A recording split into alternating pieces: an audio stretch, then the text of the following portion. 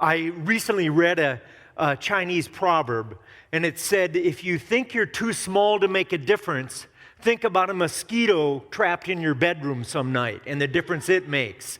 You know what I'm saying? That's a good one. God has a plan for all of us, no matter what our age, no matter what our background, no matter who we are.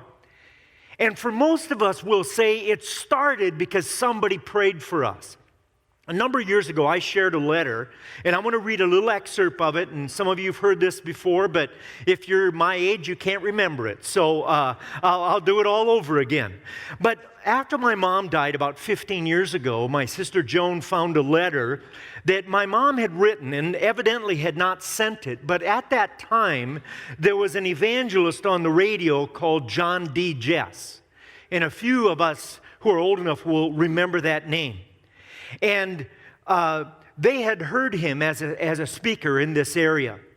Now, my mom is a new believer. She and my father had just given their life to Christ. They're very skeptical of churches and this newfound faith. So her letter, which is quite lengthy, I'm not going to read it, it's 4 pages, but is filled with questions. And in one paragraph, she speaks about me, a newborn baby. She says, one last thing. Who was it that brought his son to Elijah and asked him to raise him in his ministry? I brought my baby son to your service last night. Above all, my thoughts were, wouldn't it be wonderful if John D. Jess could teach my son in the ways of God so he could carry on God's work?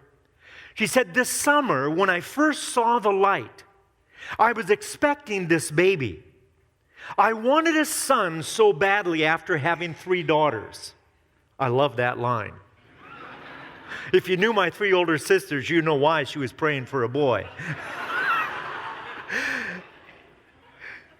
She said, after having 3 daughters, I prayed that if God would give me a son, I would guide him into ministry. And this is 65 years ago when it was mostly men in ministry of any kind.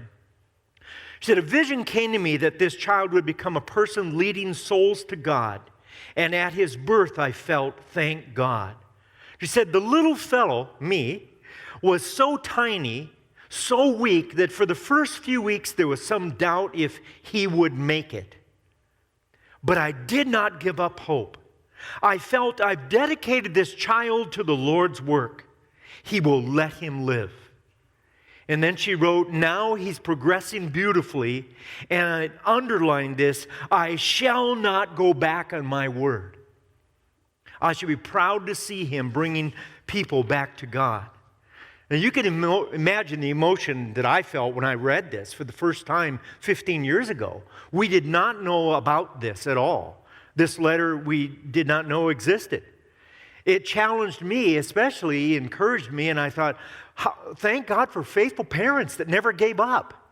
Because when I was going through my teenage years, I was filled with a rage and an anger, especially toward God, and how this must have broken their hearts, knowing they had dedicated me to God and thought I was actually going to be able to bring people to God instead of turn people away from God.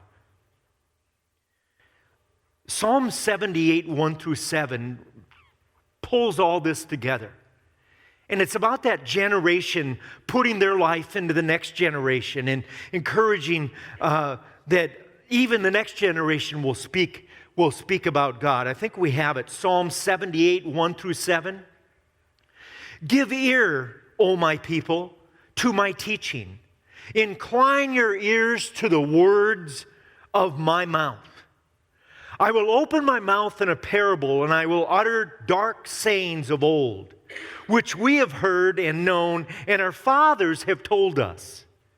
We will not hide them from our children, but we will tell to the generations to come the praiseworthy deeds of the Lord and his might and the wonderful works that he has performed, that the generation to come might know them, that the children still to be born might arise and recount them to their children, that they might set their hope in God and not forget the works of God.